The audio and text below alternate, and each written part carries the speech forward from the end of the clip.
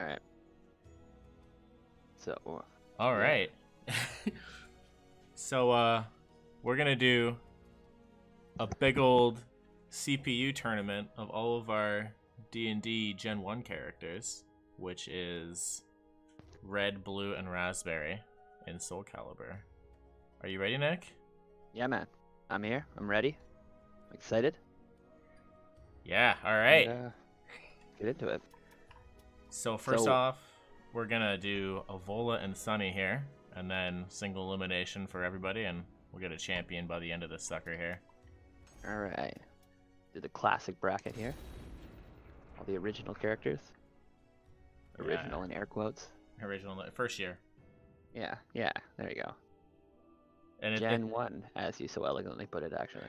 It's kind of funny that we just have like an even split like that, because we have red, blue, raspberry for like literally half the characters, and then we had I think teal, lime, and lightning for the next one we're gonna do. Yeah. To be completely honest, I was super surprised when nobody decided to do D&D yellow.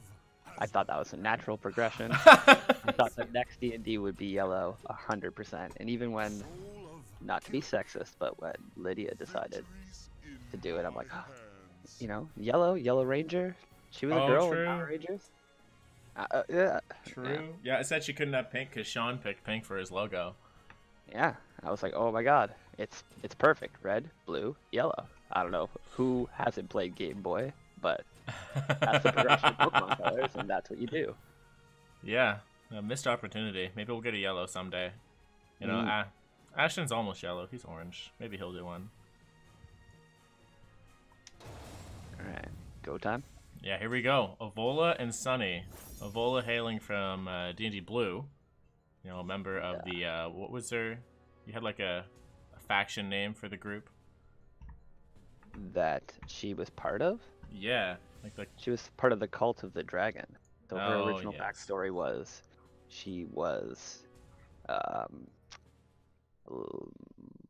going like all the way back, she's a tiefling, and she was kind of an outcast in her tribe, but she also had draconic blood in her. So having a rough upbringing in a town full of people who don't like tieflings, when the Cult of the Dragon came, it was kind of a breath of fresh air for her. So she happily joined them because they basically saw her as like exalted, being part dragon. Yeah. As opposed to being demonic and part demon, as the humans are. And she's got to hide all that heritage with her big, elegant dresses and disguises. And so yeah, her life essentially was spent learning how to hide the tiefling in her. And she was actually able to develop her powers with the cult. But her heart was never really in it. Yeah, she's got the Sunny whole vengeance backstory. Yeah, Sunny, holy shit.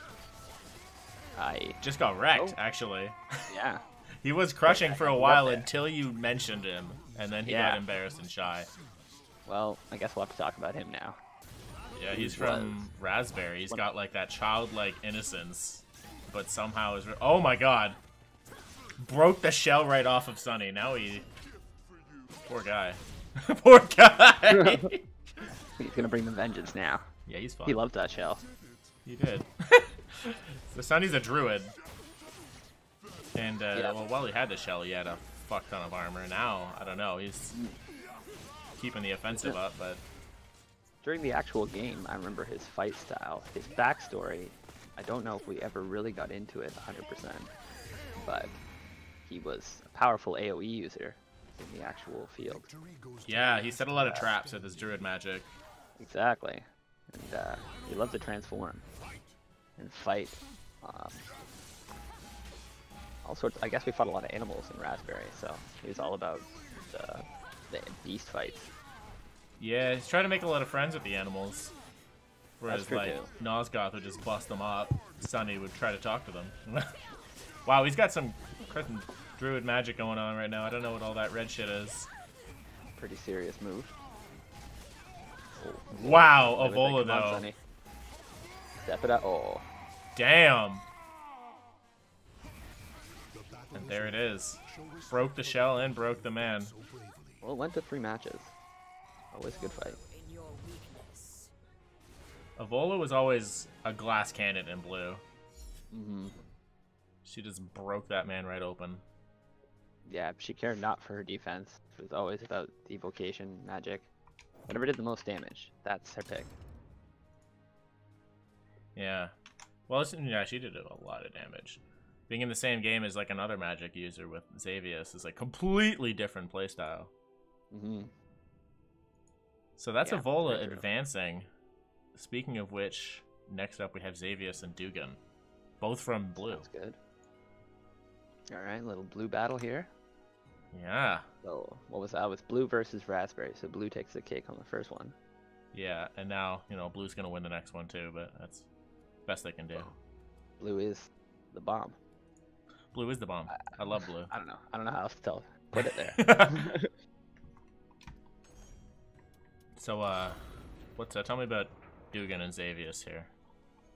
So I guess I'll talk about Doogan. From the backstory, it's a female halfling who is a folk hero and is known for championing causes that are, well, others wouldn't, I suppose, is the best way to say it. Others would see it as, you know, unworthy of their time or too much of a challenge. Seem like a Robin Hood of the liquor, honestly. Yeah, and then liquor is a big part of it as well. Can't forget the brewery background that he possesses. Yeah. But Doogan's a fun character. Bit of a shit disturber. Oh, that is an understatement. I think Xavius has never trusted Doogan after certain things that happened in the game. Yeah. But I guess part of that was also being possessed by an evil sword, which she carries in her iteration here. Fair enough. Yeah, that was a big part of the backstory for Doogan. Super fun and subtle part of the game for me. Yeah, absolutely. Xavius, a little simpler character. I wouldn't say simpler. He's just got a goal. He's got a goal. But he's a student of magic. Backstory. I love that man. I hope he wins the whole thing. So he started in Silvery Moon? Silvery Moon, that's right. Yeah, studying magic under a war wizard. But otherwise in just the regular academy there. Well, he was a blade dancer, right? That's a skill known and studied uniquely by the elves. Mm-hmm. Or half-elf Xavius being a half-elf, yeah, so he gets access to that. Very traditional magic style. We'll see how he employs it here. He got his silver saber that actually Doogan bought for him. Oh yeah. See, he is a good guy. Doogan champions many causes. Yeah.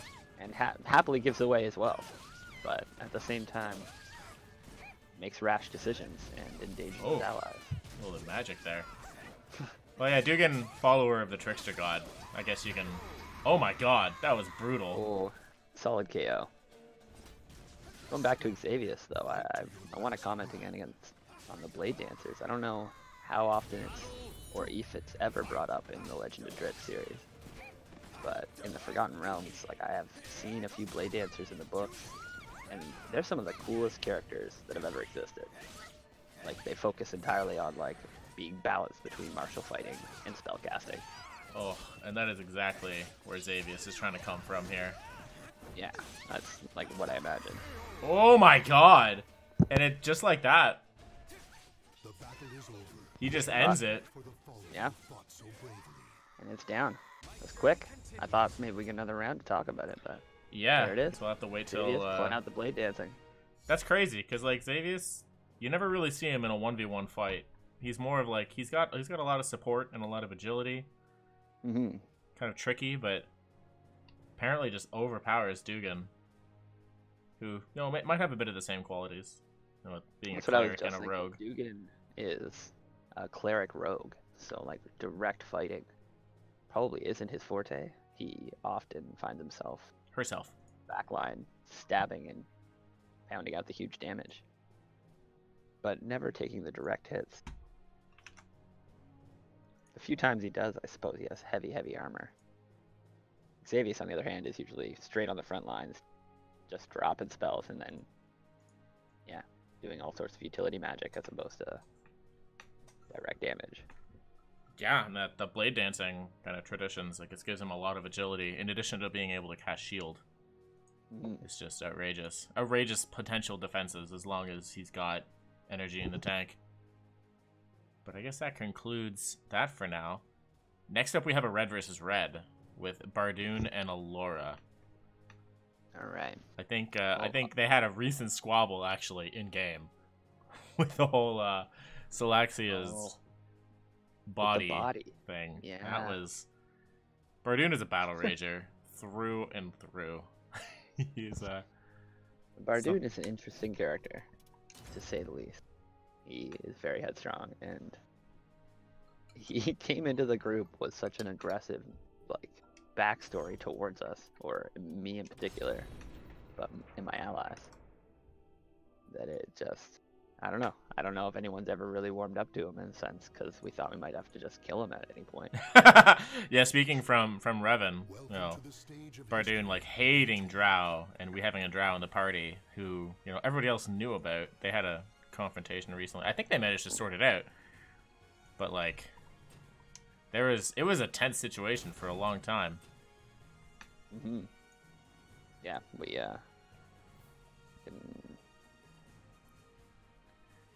just collecting my thoughts here. Yeah, sorry.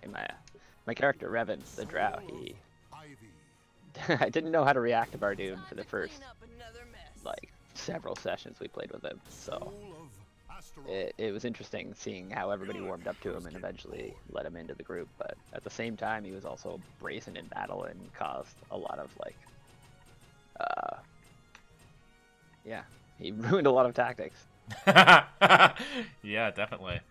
And it's funny, Ehlora here too. One of the original Fleet X D&D characters, I believe. The first one to show in the tournament here. I thought was the unconventional one of the group until Barrduun. So it's kind of funny they're in the same vein there. Yeah, true. Well, they are both barbarians. Yeah, Ehlora recently took a level in Barbarian. I think she's like a 5 Ranger, 1 Barbarian, because, you know, she has that rage that has always been a part of her character, but now it's just like mechanically in there too. Yeah, and as a high elf, we always commented on the fact that she decided to go a +2 or 3 strength mod. Oh yeah, she was the strongest one of the group before Barrduun. Yeah, I think her second strongest stat was dexterity, and then it goes down from there. But it was just funny because she was like a 6'4" elf, super strength. Oh yeah, and like she used the bow almost exclusively, but like I love Ehlora that like she's sort of like a backstory first and like not optimized, but still performs very well in game. Oh yeah, and then the fact that she eventually took on the barbarian level makes it all come together. And she can just bust out a greatsword whenever she feels like it. I think she had one now. Oh, instantly stripping the armor off of Barrduun. Like, Jesus, his helmet's gone. But everybody knows battle ragers don't actually get into the fight until they're wounded a little bit, so... Yeah, that's true. We'll just go watch her back now. Oh, he went for the grab, but his limbs are too short. He is just a dwarf, after all. As I eat my words, and she wins the round. Well, you know, Barrduun's gonna heat up here. He's fought through more tense situations than this. Oh, here we go. That is true. Oh! Yeah, we had several sessions where Barrduun he just hurled her. Run straight at the enemies, even though we had made sound tactics and had battle plans. Oh, there's the grapple. Oh, see how it goes? And there's the ring of jumping. Pretty battle rage. Yeah, like what he lacks in tactics, he makes up for in just raw effectiveness somehow. Well, she's got her back to a wall there. Her range is not going to help her. Or, you know. Oh, now she's got her range now. Oh, now she's going to bust something up here. See if it actually gets to a third round. Barrduun's going to step it up. It might. This is really tense right here. The final blow! There it is. So yeah, Barrduun follows the Battle Rager cult, I should say. I don't know how else to... Tradition, we'll say. Group. Yeah. Style of fighting, where they wear ridged armor, and their main tactics are simply to grapple them. And then at the same time, he fights more like Athrogate from the Legend of Dread series. Yeah, with the dual wielding axes. I wish I can give him 2 axes in here. Yeah, exactly. Like that's pretty much how I picture his Barrduun's character. He's a combination of Plent and Athergate. Yeah, oh my god, I wish he knew about those 2 characters because it's really on the nose there. Yeah, like if you're familiar with the series and you know those characters, that's the definition of Barrduun, and he had no idea he made that.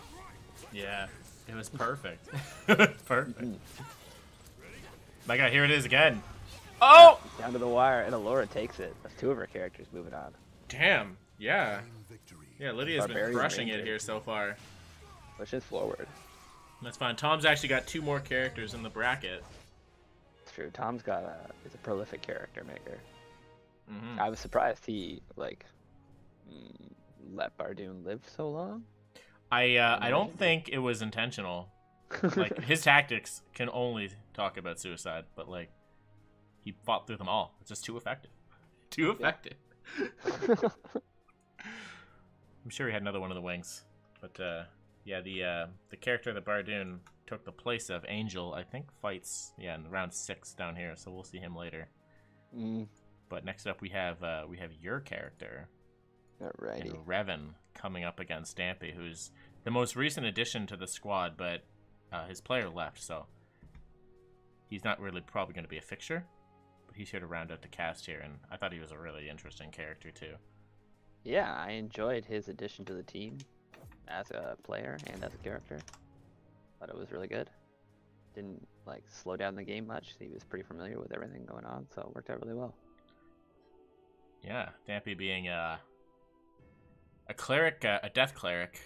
He was masquerading as being a cleric of Kalimvor, similar to what Revan is, but it eventually came out that he worships Mercule after you guys broke control of the Lich over his mind. So just basically really discovering who he is.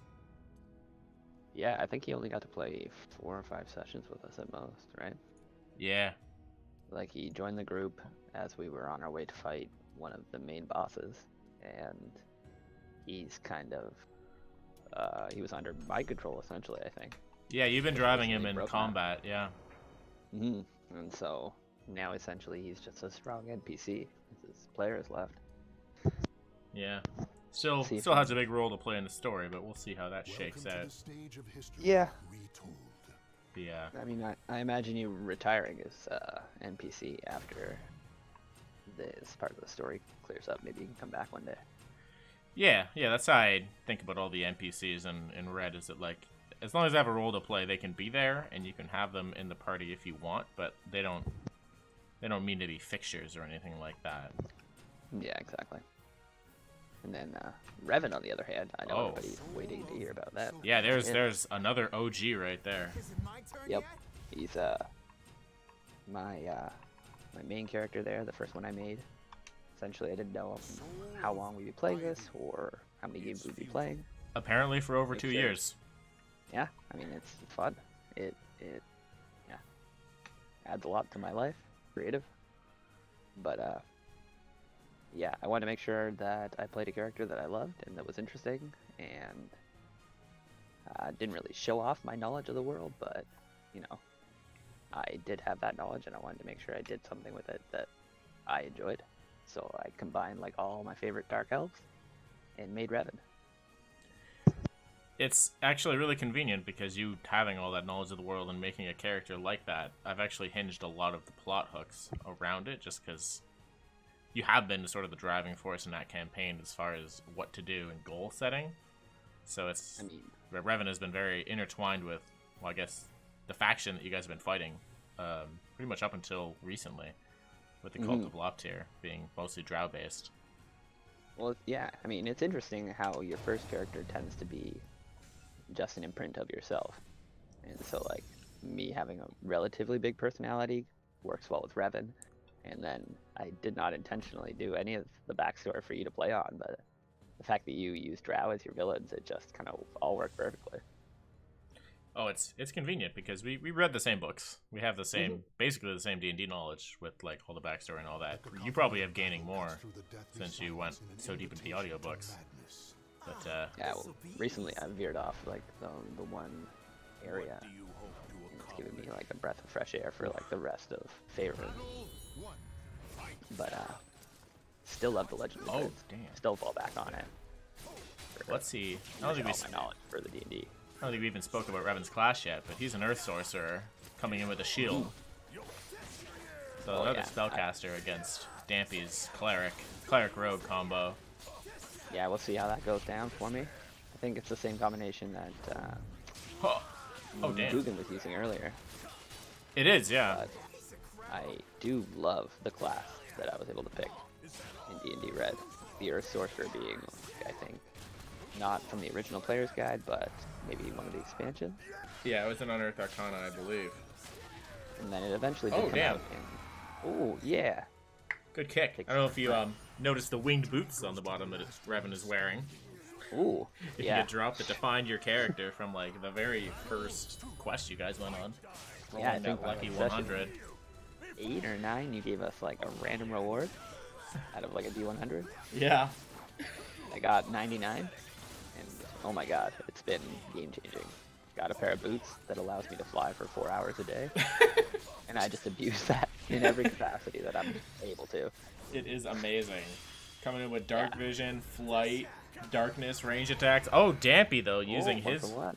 Damn, savage. He just stepped on you. It was like, it's huge for my character, because essentially it allows me to concentrate 2 spells. I'm using air quotes, because I'm technically using fly all the time. Yeah. Like, Yeah, it's always active. there are other mages that use their full concentration to simply gain my boots give me. Oh! Oh! Damn, that is such a prolific move. Dampe actually has a chain whip in-game. Kind of got like a bit of a Belmont flavor to him. So his weapon's very appropriate here. But he's really coming out. Oh, here it is, though. Oh! Bring it back. I remember controlling his PC in the game and seeing that character, or that weapon that you made, and being like, damn, that is Oh, here awesome. it is! Oh. And that was, Revan's always been a bit of a troll. So to shove his crotch in the face of an enemy like that, I just, A little bit of a teabag there, win. Oh. feels like Revan, yeah. Yeah, no, that's fair. Damn. He, doesn't play games when it comes to combat. You know, he might play games with life, but at the end of the day, survival is serious business. Yeah, use everything you can. Good to see the mainstays have all been winning their rounds, actually. That's, Yeah, I mean, Xavius, Ehlora, now Revan. Sure. Wow. you try to be unbiased, but, you know, at the back of your mind, you're like, yeah, let's see the characters that you know better fight more. You gotta root for your babies, right? Yeah, There exactly. it is. Oh, though, this is gonna be Ehlora versus Revan again later when we get to that round. But first we have Shinon and Callex, both blue characters now. Can you tell me a bit about these guys? Alright, well, we'll start with Callex, because he's older. So he's one of the original characters from D&D Blue. He was a Dragonborn Paladin. And, honestly, like, nobody knew the campaign I was going to run before I set it up. And the fact that Tom was like, I want to be a Paladin following Bahamut, and I want to be a Dragonborn. And then I ran the Horde of the Dragon Queen, with Tiamat and Bahamut being, like, main idols in the story. That was almost like Revan in Red. Yeah, it was like, okay, yes, do this, because I know exactly how it's going to play out now for you. I mean, obviously I didn't, in the extent that the game possesses so many variables, but I could add a lot to his backstory and play off him. Yeah, that just really worked out. Yeah, worked out super well. I've been able to like impart visions from like the main gods and keep the story arc all together without derailing anything. It's just beautiful for storytelling. Yeah. Shinon, on the other hand, I think you might even know more about him because I think you helped Kirk design him. He's the most recent addition to Blue. I barely looked over his character sheet. So he's coming in as a ranger under the Ranger Revised Beastmasters. So he comes in with a wolf companion, and yeah, definitely one of the more recent characters like in any of our campaigns just from the time he came in. He's coming in as like a unit commander from an elven nation where he lost everything to the undead, and he ended up joining our caravan sort of out of necessity in one battle, but since certain circumstances in the campaigns led him to stick around, he's been a pretty powerful member, as it were, and a leader, actually. Yeah, I believe he's said military background and experience, and unlike the rest of the characters who essentially had to start at level 1, since he was able to make his character a few extra levels of experience, I feel like he gave himself a little bit of liberty in the fact that I now know these things and did these things. Oh yeah, I think this is the second or third character that Kirk has made. The first one that's stepped away from his fighting with melee weapons, mind you. And, yeah, pretty intense. He's a bow user, this one, but he still has a wicked katana that he busts out. I believe he built for him. That's true. Like, I asked him what kind of magic weapon would you like. And still wanted that katana sword. He wanted a way to seamlessly switch between range combat and melee should he get jumped upon, because I think he wanted to differentiate himself from Ehlora. That's fair. Oh wow, Callex is just brutal right now. He's been a really heavy damage dealer in blue, and he does not fuck around. Yeah, he came out min-maxing the armor, and it served him super well in my campaign. Yeah, there's been several points where he's just had to hold the line, where everybody behind him can just dish out the damage. I think the last battle we had in blue, like the big battle where Shinon joined, it was like 3 boss battles going on simultaneously. Callex like 1v1ing one, and Shinon and Xavius on like one side, and it's just insane. But that was a crazy maneuver. Yeah, that was intense. Green's the time to have it. But yeah, Callex has been a pivotal player in blue. I guess he did 1v1. Like, I think I made 3 bosses, and Callex 1v1 the weakest of the 3. Oh my god. And Callex... It's apparently much too much for Shinon. Well, he'll have to put in some more time. That's fair. Callex He didn't have Tolsmer with him? That's true, yeah. He's normally fighting with his wolf companion. Limits his ability to fight 1v1. Hell of a force. Well, Barrduun down, but Callex shining through brutally.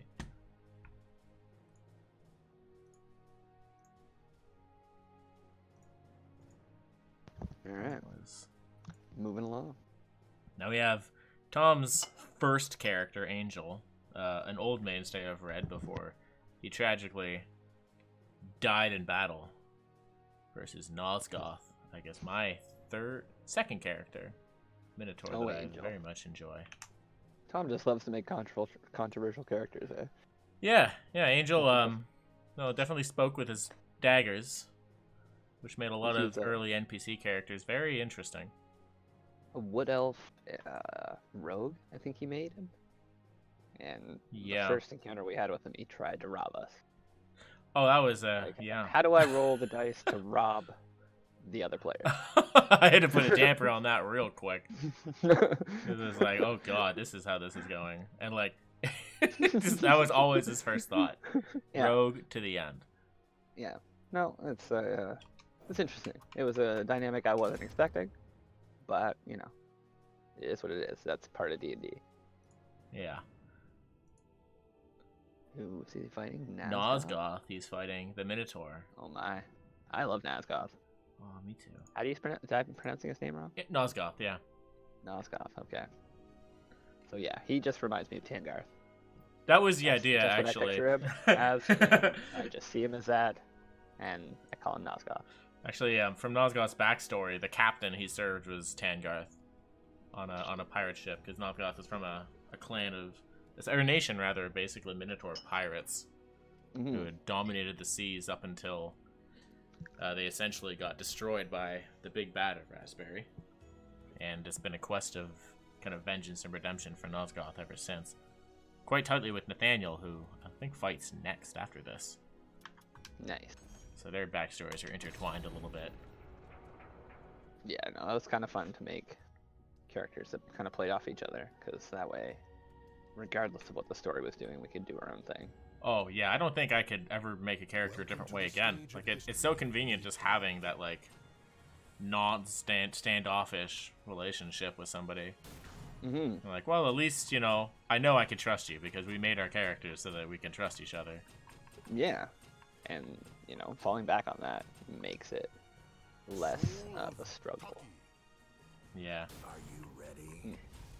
I don't know if I'm defining that well for people who haven't played D&D, but regardless. No, I think that's pretty apt. So we'll see. This is completely like subtlety and deception against raw power, right here. Nozgoth being a grappler, barbarian, who has an axe for show, basically, and Aengil just being knives and bows.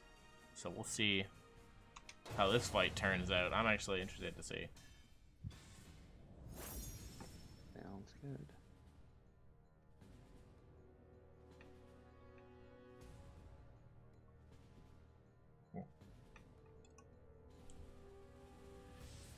Yeah, Aengil had some serious attack power when we actually played during the game. It was really nice having him on the team. He really was the epitome of a glass cannon. Oh yeah. Like, Evola's character, by comparison, could actually take a few hits. Yeah, Aengil was like no constitution, maximum backstabbing, ambushing. It's insane. But I guess that's also what got him killed in the end. He led the assault, and you know, some fog of war line of sight ended up getting him killed, I think. Yeah, I mean, overall, we haven't had that many PC deaths in any of the games that we played. No, yeah. Aengil still is pretty devastating, because it was such a blindside from everyone. Like, I don't think you expected him to die. No. Like, none of us did. We've been so cocksure up until that point. I think the fact that death happened made you guys treat kind of self-defense and, oh my god, that was brutal. Oh, that was with the horns. That's how Nozgoth likes to do it. I think you asked specifically to be like a beta character so that you can use your horns to gouge people. Yeah. Yeah, that was an unorthodox cannon Minotaur. Yeah. He just has like big strength, big constitution, horn weapon, which is great because like I could use Nozgoth in game has grappled 2 different targets with either hand, then used his horn. Oh. Just like that. Yeah. And he takes the victory. Okay. Nozgoth is insane. Like, yeah, that was he just shoved him right off the edge, which we're just gonna hope also that when very Revan fights Nozgoth. him, he fights him on a ledge or at a level, no ledge. We'll have to see how that turns out. You know, Revan's normally flying, but I guess that's not necessarily a mechanic in here. Yeah, we'll see. We'll see how it plays out. Wow. Put ourselves on the grid battlefield, and we'll see how it plays. Well, Nozgoth would be completely helpless against a flying target. There's a lot of situations where just flying as in, like, a natural ability is incredibly powerful when you can range attack from it. Oh my god, yeah. I've had to specifically design encounters to kind of get around that. Which is, those helmed horrors that you guys keep fighting, that's mostly because of you. I think it's like the one monster that just counters you. They come in with like 20 AC, flight, and they can have spell immunity to like 3 spells that their maker chooses, which came in major handy because, you know, the big bad had read your mind and knew what spells you had, at least back then.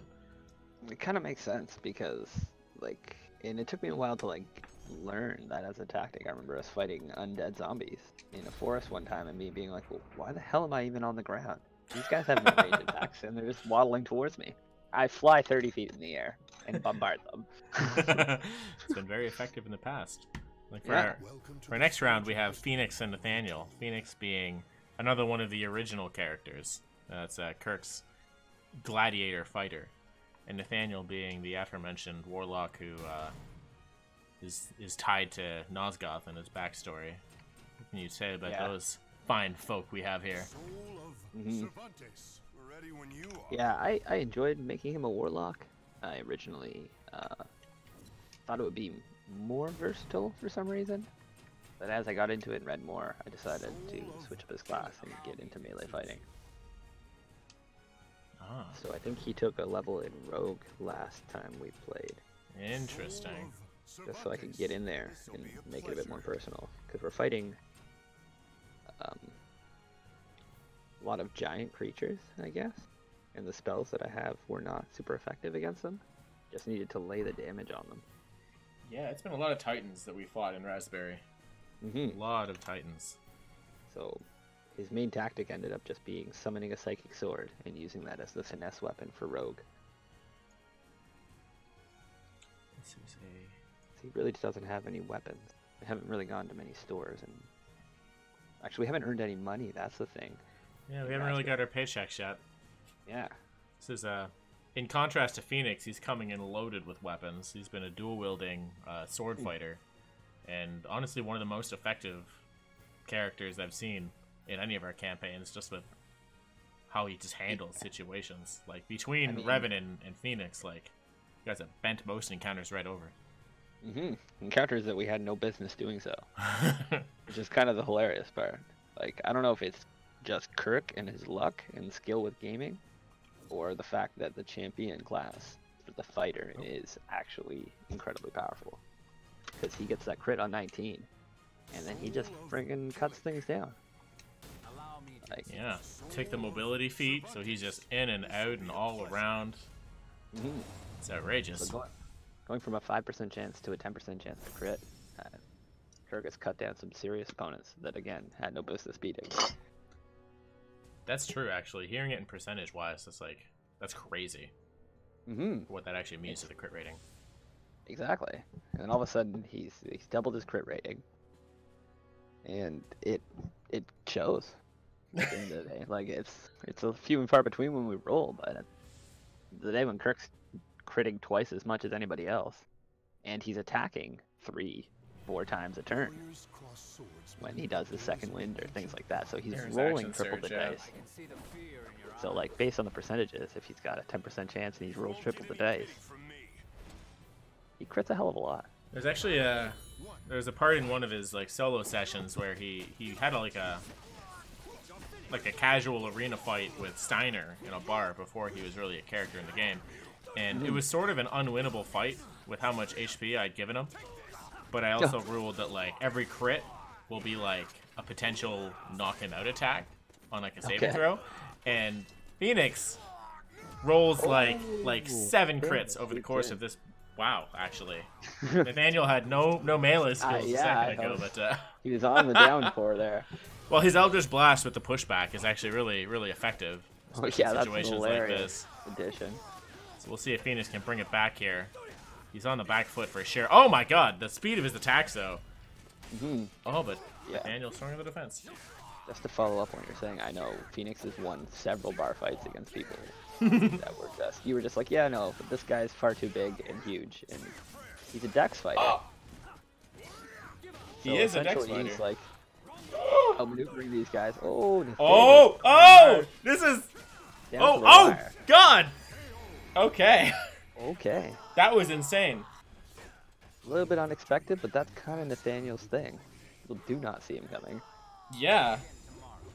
I made him specifically to fight humanoids and other, like, humans and elves and stuff like that. Like, I gave him interrogation tactics, and I gave him, like, warlock abilities to, like, push small individual players. And then we end up fighting, like, dinosaurs and yetis.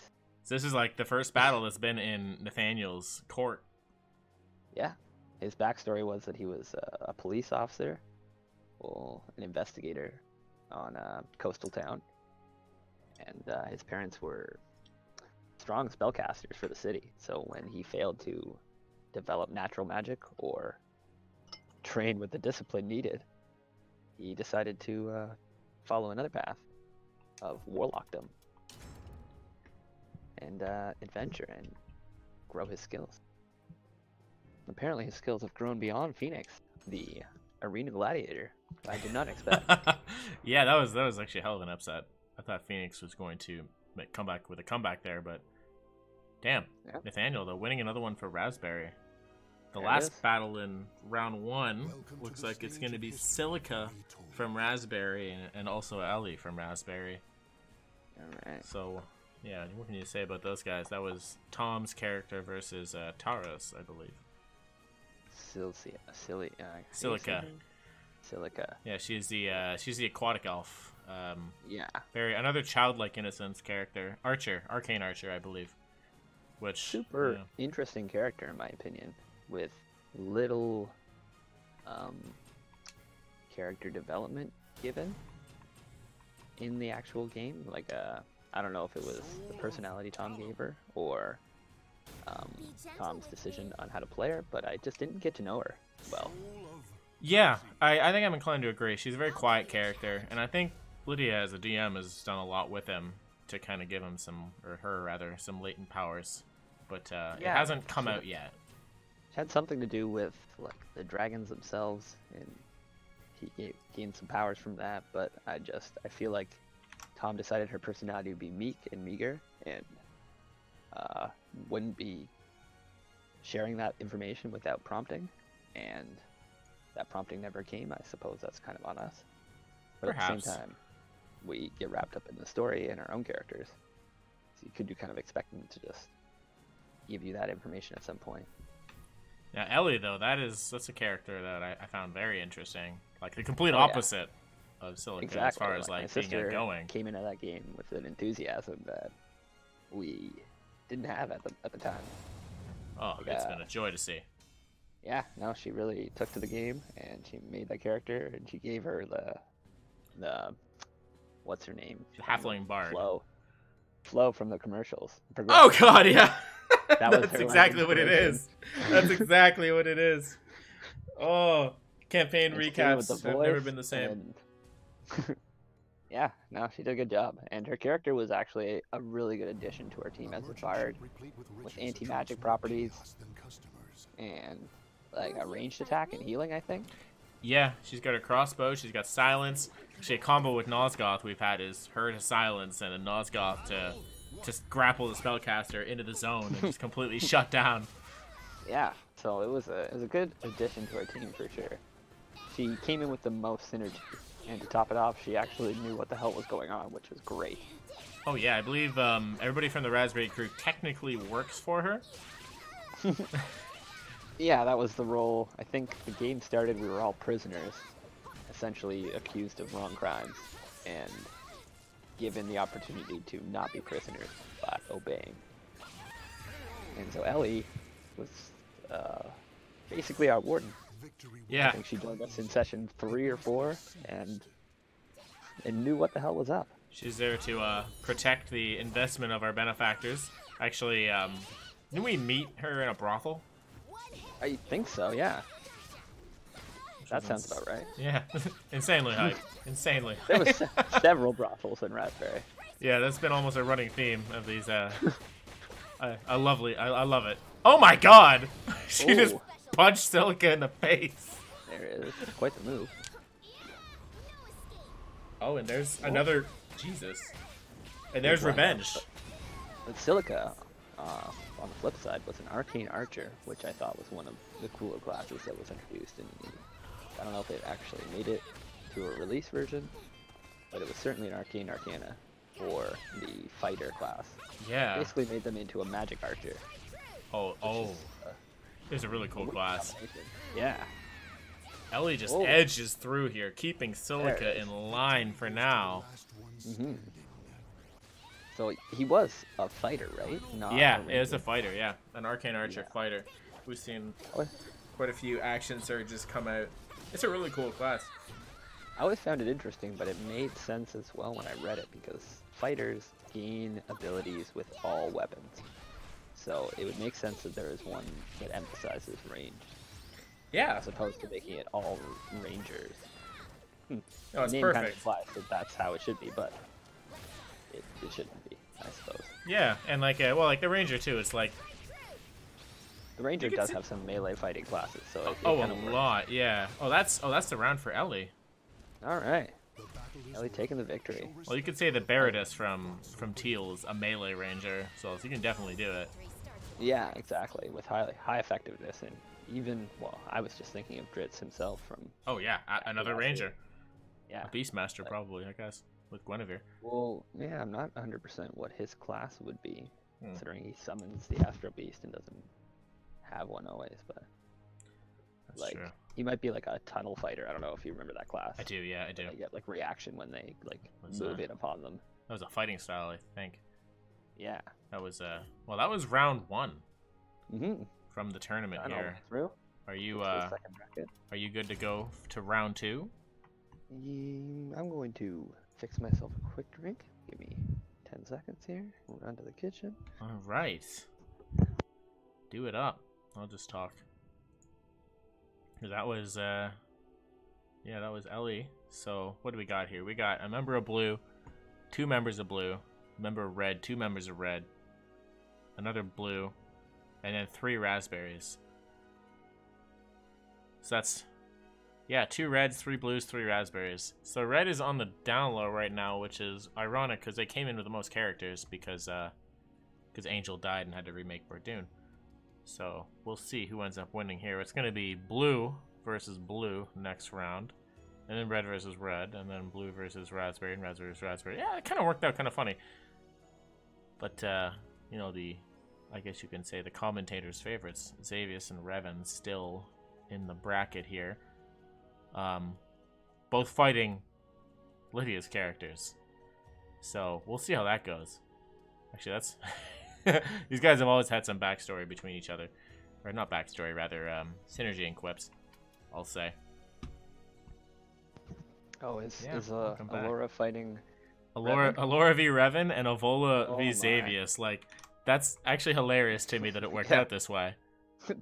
There's a lot of animosity between both of those pairs, to be completely honest. Yeah. Revan's and Elora's. Yeah.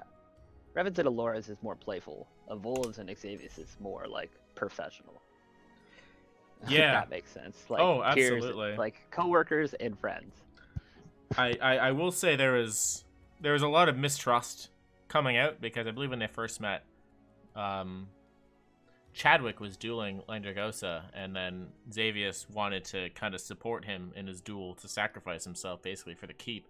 And Evola attempted to shoot Landragosa from the top of the wall, almost foiling the whole sacrifice, but you know, luckily it didn't pan out. But I guess following up in the cave battle, they kind of worked that out because Xavius ended up turning around and basically holding the line with Evola against, I don't forget how many enemies we were fighting in that cave before Pheoniix came back to rescue us. Like, it was an insane moment of the campaign, and I guess ever since then it's been kind of a begrudging respect either way. Are you talking about the Dragon Hatchery fight? Yes, the Dragon Hatchery.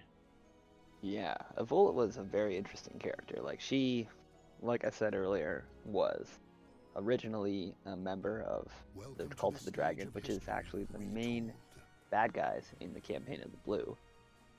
And so when she joined the team, they kind of had a little bit of mistrust to who she was and why she was there. But she's always had a good heart, and she's always let her heart make her decisions.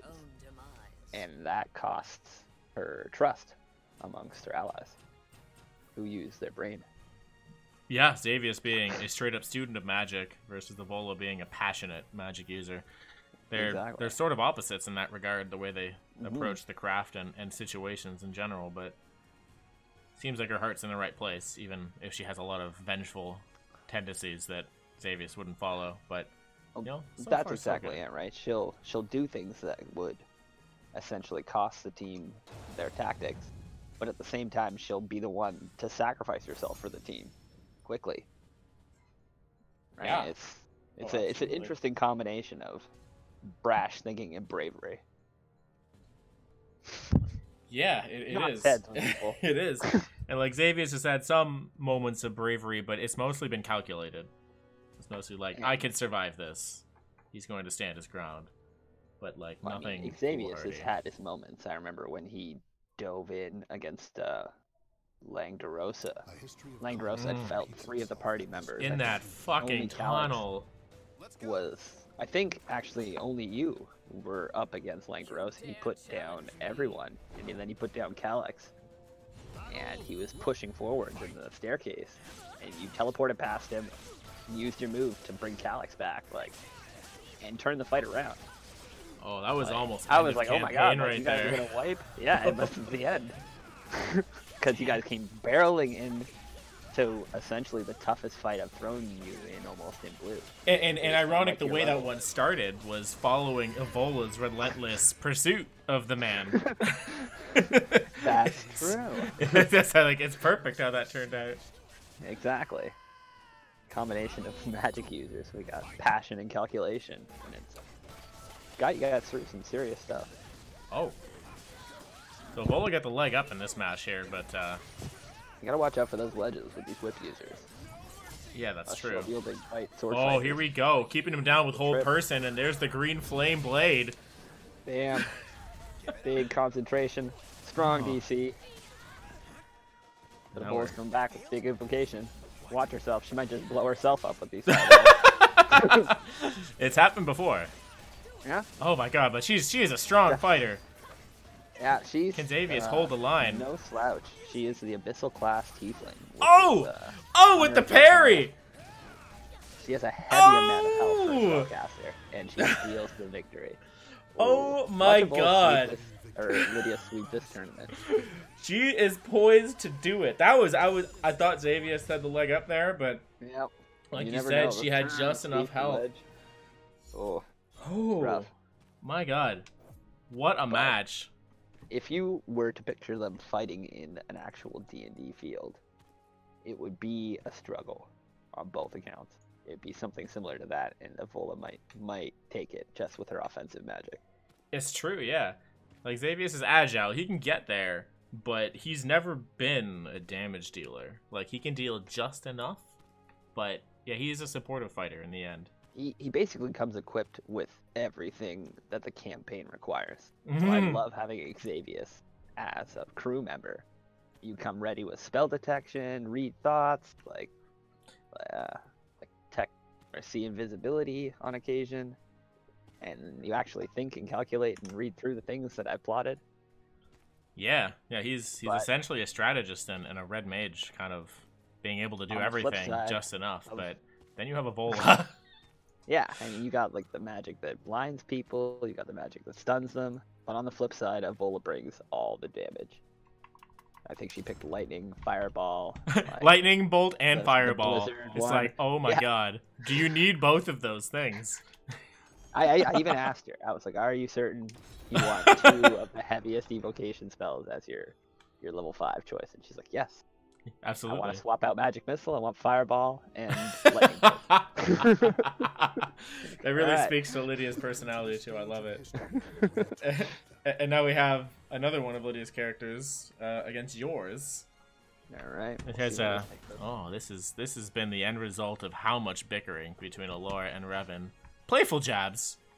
Oh yeah. But they love each other. They do. In a sense. Revan is an interesting character. Well, I think he is because I made him, so I am biased towards that aspect. Oh, of course. But his backstory essentially was taken from the Legend of Drizzt, whereas he came to the surface being outcast from the city of the Drow. But on the surface, the Drow are not well-liked or well-received. And so instead of, earning his way through hardship and trial, like Drizzt does, he decided to trick them by pretending to be one of the surface elves. So he became skilled at costumes and makeup, and decided that he would just change the color of his skin and adapt when needed. Yeah, and that worked for you guys. Well, up until the point where I think you were all captured and shoved into a cage, sort of at each other's mercy. And my backstory kind of came into play there, where, you ended up making the villains drow, so played on that, and the story progressed. It was... that's how you escaped, yes. It was good. Worked out well. The party ended up trusting you pretty quickly, though. I think they were all outcasts, in a sense. Ehlora, Pheoniix, and Aengil, so... I mean... they were not quick to have prejudices influence their decisions. Like, yeah, that definitely helped. The fact that they were kind of like no allegiance to the land as it stood. it definitely helped the fact that they didn't know the villainy of Drow history. Wow, what a hit. Yeah, that's true. In there. Yeah, they were not really a part of any Drow action, so it's just they came in a clean slate and judge you from your actions. Essentially, it was good, and it was more or less how people who hadn't heard about Drow should react. Yeah. Right? Like, say Ehlora came and was raised by barbarians. Jesus, you're on a That's a weird thing. Yeah, tearing it up. But I just think about Ellora's backstory. She was a high elf raised by barbarians. Yeah. Which I assume are not other high elves. Oh, so no, they're mostly human. Yeah, I don't know how you wrote the backstory, or she pictured it, but I pictured it as humans finding an elf child. That's basically what it was, yeah. And so, like, what do they know about Drow? Kirk, on the other hand, was a human, again, in a human city. A slave, actually. Yeah. So, you know, like, I was like, okay, the fact that they don't know, I shouldn't even have to tell them because they wouldn't know. Perfect. I'll eventually expose myself as the vile Drow that I am, but first I'll earn their trust and their love. Yeah, that worked out really well. I know that if I had been, say, a wood elf and Kirk decided to be a Drow, we would have had some confrontations. Yeah, possibly. I mean, I guess that's what Aengil was at the end of the day, but Aengil as well was an outcast. Yeah, probably tried to steal from his clan. He did, yeah. I think that was his backstory. He tried to claim his clan's relic and ended up being an outcast. I mean, that's so like right on the nose there. I don't know if he ever told us that as his backstory, but he never did. That information died with Aengil. Okay with him trying to steal from us right away. It all kind of makes sense now. Okay, cool. Yeah, it fits with what he was trying to do. Mm. Speaking of Tom, next up we have Callex versus Nozgoth, which, you know, could be a battle of the titans as far as the strength-heavy members of our campaigns have been. That's true. See how it goes. Yeah, this is well, I guess Callex has always been like a defensive juggernaut with crazy nukes. Nozgoth sort of forswearing any type of armor in favor of just manhandling his opponents. Yeah, I mean, based on tactics, if we get down to it, so we're fighting a I'm not sure what class paladin Tom is. I think he is he's a redemption paladin. It's the one who believes everyone can be saved. And I'm just thinking, I don't know, like, the differences between the paladins now that I think about it. Like, I know the differences between a lot of classes, but the paladin choice ends up coming down to, well, like, not like what spells they have access to and a few features, but it really comes down to their oath and how they're supposed to act in role-playing sense. And that's why Callex ends up not actually killing anybody until it's been proven beyond shadow of a doubt that they will not convert. He gives like second chances and third chances and trying to make them see his religion, essentially, which has worked a few times in the campaign. Yeah, I mean, I try not to dictate how things should go. I try to let the dice decide when I DM, so on occasion, Callex is, I don't want to say nonsense, but... Well, he is a zealot of Bahamut, essentially. So you could call that nonsense from a lot of perspectives. But he fully believes it. Some people and occasionally does convert them. He's a highly persuasive individual.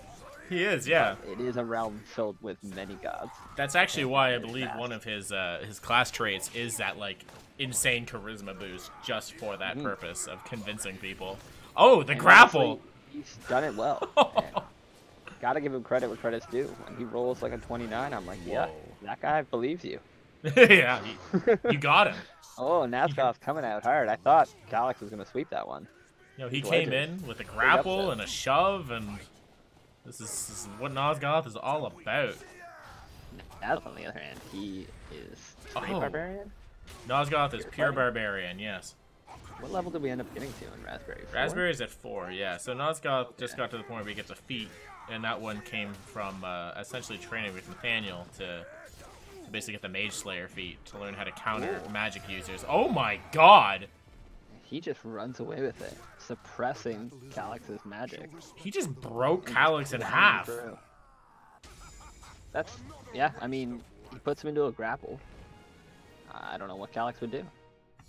Shit, yeah. Like, normally you can test that with your strength, but fuck. Can you, in D&D, can you say that I grapple his arm? Where his other arm has, like, a weapon, and then he can't spellcast? Well, in mechanic-wise, when you grapple, all it does is restrict movement. So you're essentially grabbing him by, like, the cuff of his armor. Okay. To actually, like, stop his arms, that's a different status. That's called restrain, which you can do as a grappler if you take, like, certain feats. But base grappling is just to hold him in place, and then he can still swing his sword in close proximity to fight back. That's what I mean. When you read the actual grapple, like, rules, it still says you can attack and use your hands and stuff, so... Yeah, so that's where you can actually drag them along with you, and that has been really effective for some of Nozgoth's fighting styles. I believe there's one part where Syllica got jumped on by some wolves, and Nozgoth grabbed one, shoved the other one with his horns, and then dragged him away, and essentially saved Syllica from having to deal with attacks of opportunity. Huh. Yeah, no, I believe I remember that. That was good. It was like validation for the whole fighting style for me. It was good fun. Nozgoth staying in it though. So next up we have Nathaniel versus Ellie, both from Raspberry. They haven't had too much interactions between each other, have they? Not a ton. I mean, Nathaniel, I made him as a character that is more or less gruff and, like, wants to be in command. And the fact that we are prisoners being forced to do things has made his demeanor, like, hard to be anything but sour. Oh, because he's basically a cop, right? Yeah, and he feels like he's been wrongly accused, and now he's being forced into slavery. Like, this is outrageous, in his opinion.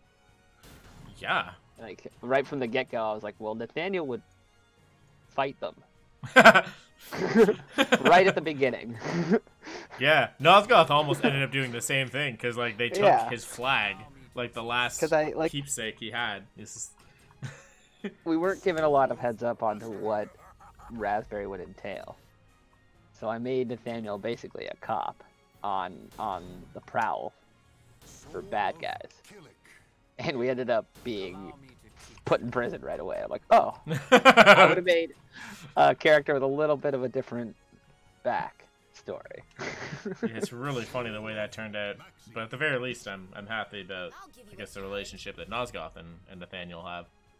I mean, that was part of it too, right? When we built our characters together, you're like, well, I'm going to make this, like, noble pirate. And I'm like, all right, well, my guy's, you know, like a noble cop.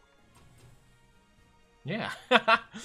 A noble cop. Yeah, there it is. And then we're just in this terrible situation. And Ellie leading us, also being just, like, the biggest force of positivity I've ever seen in a campaign. It's really off-putting, but, like, a sick dynamic at the same time.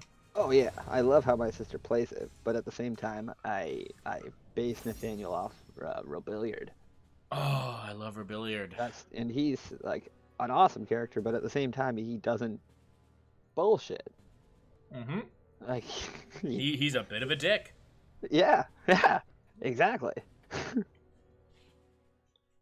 And so, yeah, it was kind of a tricky lineup right at the beginning there. So Nathaniel hasn't positively interacted with a ton of people other than Nozgoth. Yeah, like, we ended up throwing a lot of apprehension up towards the higher NPCs that we've seen on the ship and in relation. Throwing a lot of doubt, but coming in and still getting the job done more often than not. Oh yeah, I mean, at the end of the day, it seems like we're fighting villains. So, his apprehension gets pushed aside for justice. Yeah, then justice we will have. Wow, that was a crazy parry. Oh, we're in for one here. Just thinking about the actual characters. Oh my god! Oh, Ellie steals the cake. Ellie probably would have a heyday against Nathaniel, putting the silence down, forcing his magical weapons aside. So I think he's reduced to daggers if he can't use his magic. Yeah, it's actually an interesting dynamic, because Nathaniel, of the members of Raspberry, the prisoners at least, is probably the one with the most, well, I don't want to say charisma, but charisma.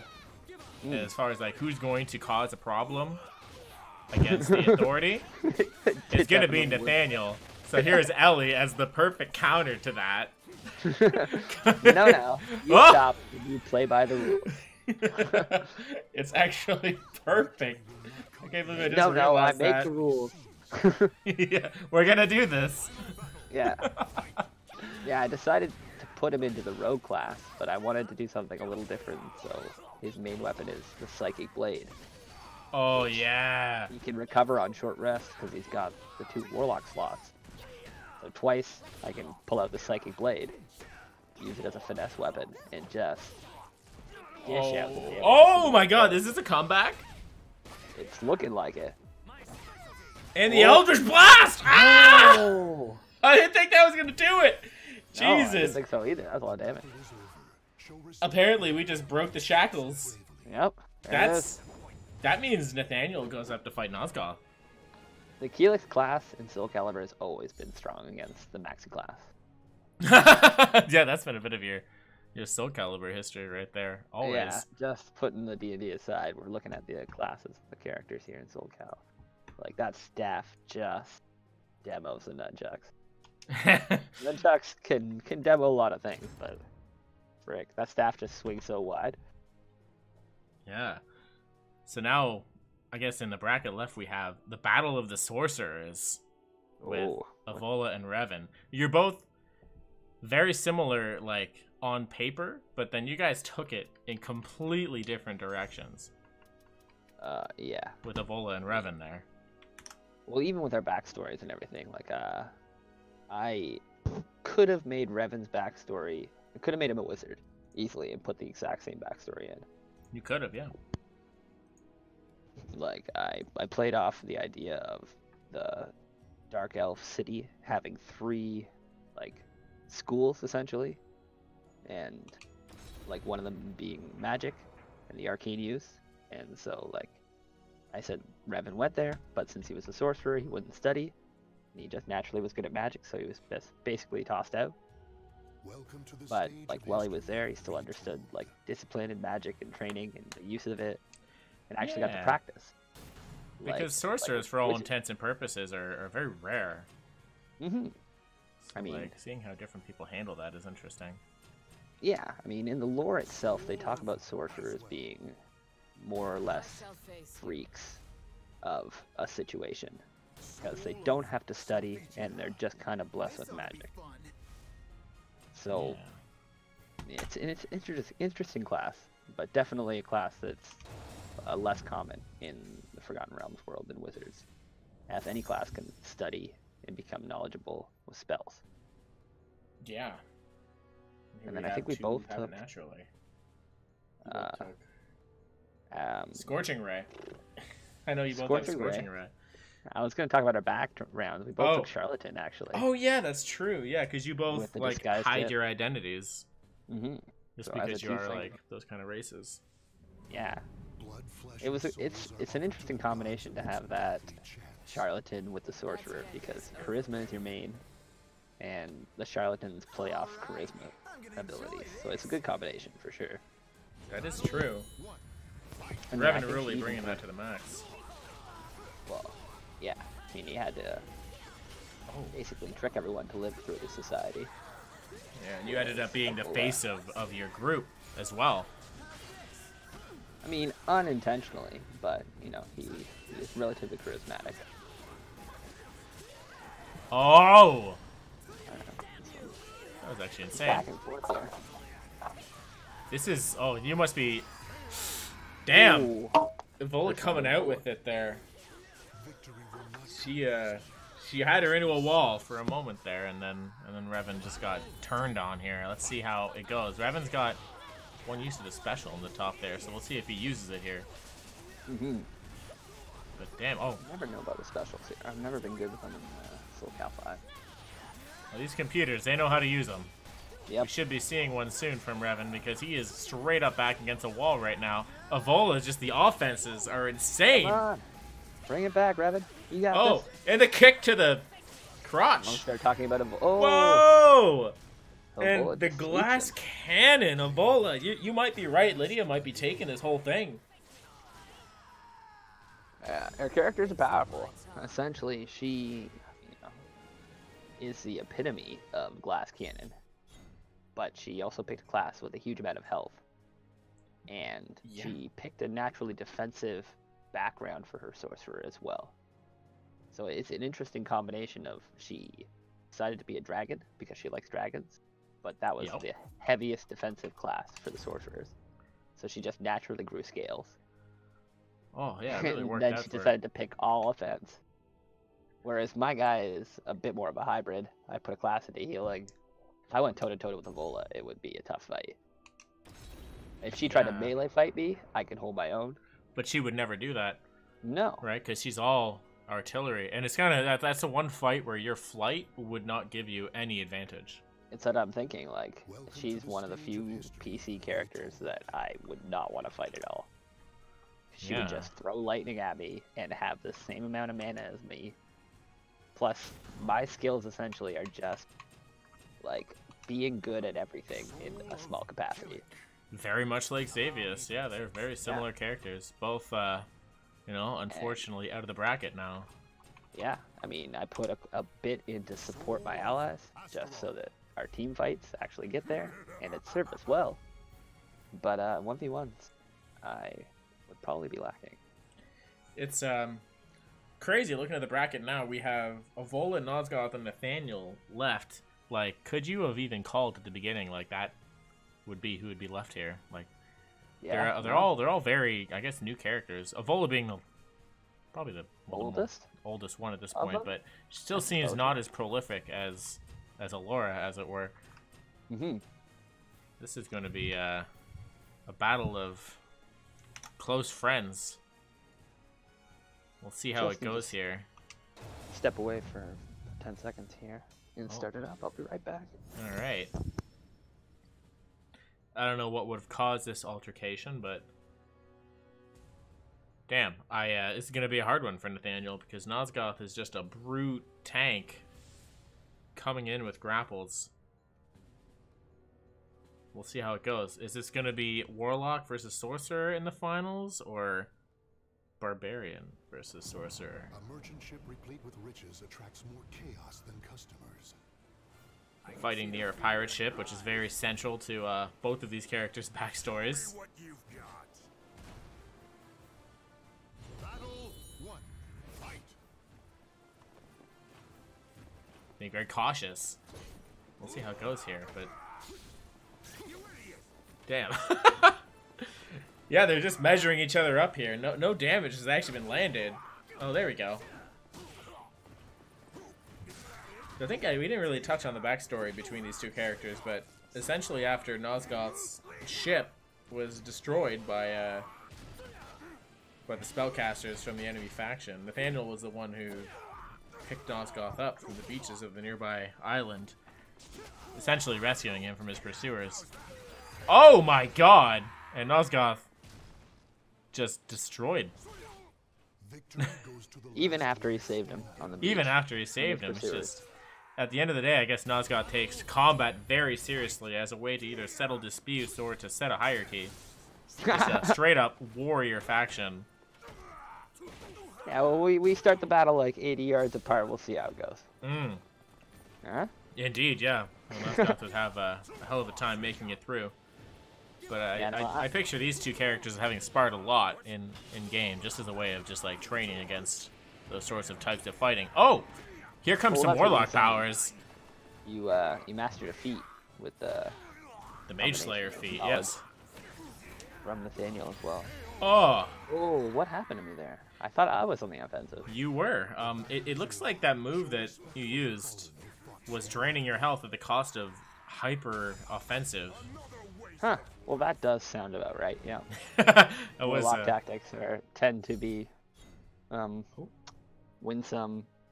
No, wait. Lose some, win a lot. Lose some, win a lot. Oh, I just realized.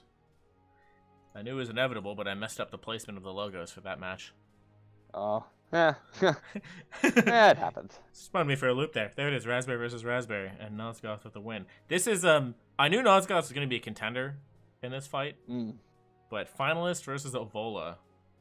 Okay. We're going to have to see how that goes. This is going to be the Gen 1 championship here. Exciting. I'm going to have to put my money on Ivola right off the bat. She's just been devastating. Well, yeah, she's crushed both of our favorites to win. That's true. Essentially, she's Xavius and Revan both had to meet their end to Ivola. It's been outrageous what she's been able to do with this tournament. I mean, I've always been a strong supporter of Sorcerer as a class. But the moment it kills your main, you know, you take a step back. Yeah. Yeah, what do you think would happen in a battle again with these two here? It's like, no, well, Ivola and Nozgoth on the actual field of D&D. Yeah. It would be an interesting battle, but I'm pretty sure Nozgoth would end up as a fried husk of meat. Oh, ho, ho. You're gonna turn my man into steaks, huh? I believe so. The offensive power that Ivola can exhibit is a lot, and even if you catch her, she has a good amount of health with a moderate defense. That's true. Ivola probably puts out way more damage than Nozgoth is going to. She is a glass cannon in a sense, but she's also got the Abyssal Tiefling at her back. She has more health than a lot of spellcasters. We'll see if it helps her here. We're going to put them on to the Tide of the Damned for a big finisher here. The final boss level for Soul Calibur. See how it goes. Mind you, if Nozgoth got a hold of her, grappled her, it could be a different story. So it's all depending on if he can close that distance. Exactly. We'll see if he can do it. See what the dice say. Let the dice decide. That's why this is the CPU tournament. At the end of the day, nobody can really get hurt. But it is kind of fun to see the outcome. Even if it's Nozgoth. Ah! I'm pulling for my boy. We shall see. Oh my goodness. Oh, Ivola's the coming. devastation Oh my god! Ivola! What is she doing? You have not made it across the field yet. No! This is just... That was struck by lightning and then a fireball. Oh my god, that was almost a perfect. She just chunked that damage out. What's her meta magic? Twin casting? Fired like 2 chaos bolts? Yeah, essentially. She's just like obliterating the field right now. Nozgoth can't even get here. Damn, like Come on, buddy. Now I'm cheering for Nozgoth. You're right. Excited fight. Now you gotta cheer for the underdog. Yeah, Candace, close that distance. Get in. Grappler. just damn, lay hands on this woman. Stand oh my god, Ivola! Ivola with the grand championship. Well, brava. Oh, no, you called it. You called it. Yep. Lydia sweeps this thing. Oh my god. Good thing she didn't have to fight herself. That would have been. Fuck. Who would have won? Yeah, who knows? Wow, that's actually insane. Well, there it is. Well, if it has anything to do with the moveset, that'll speak well to your chances in the Gen 2 tournament. Because I believe Arc shares this moveset. Okay. I forgot I had more characters. Wait. Oh, you got plenty of characters in Gen 2. True. You have, you have Vasilia, you have Arc. Nice. I think that's it. No, yeah, Tom's Lightning game? as well. Or no? Yeah, I did, Okay. yes. I did. I filled out the cast for Tom's game, including Arc, Edmund, and Barrduun. Oh, my headset beeped there. Oh, Tom's the one you played with me. Okay. Oh, so yeah. Not my monk. Yeah, no, I don't know of that one. That wasn't been that wasn't under the Fleet banner, I suppose. But I would love to catch a few of it. But I guess for now, that's Gen 1. Yeah. Ivola, apparently the most lethal character of the original cast. And looking back on it, it's not even that unapt finale. Because her character would devastate many of the other PC characters. At the end of the day, just the way she made her, and the spells and stuff that she possesses at the level that she is, It's hard to counter it. Yeah, it really is. No, she's a pure character in every sense of the word, with passion and offenses. Just Maybe not the best team player, but at the end of the day, this is a solo 1v1 tournament. yeah. No, good fight. Here it All the way is. around. So I guess we'll call this tournament here, and then we'll come back whenever for the next one. And Sounds I'll good. cut the feed there. Yeah. Congratulations, Lydia and Ivola. Well done. Good fight. Nozgoth at the end too. Good job. He gave his best. In the end, I guess he still has to train to overcome real magic users, because that's probably what would happen if he fought the big bad of Raspberry, as he wants to so badly right now. That's there it is. Magic is intense, especially in D&D. It really, like, the fact that warriors and fighters can just continuously go on as long as they have HP is a huge strength. But when it comes down to, like, the first bit of fights, holy crap, it's hard to beat spellcasters. While they still have magic. Oh damn! Look at that. You have third place on both characters. Yeah, that's not so bad. All right, I'm gonna end the Argue feed with here. those results. Yeah, good game. Yeah, all around. Well done, everyone.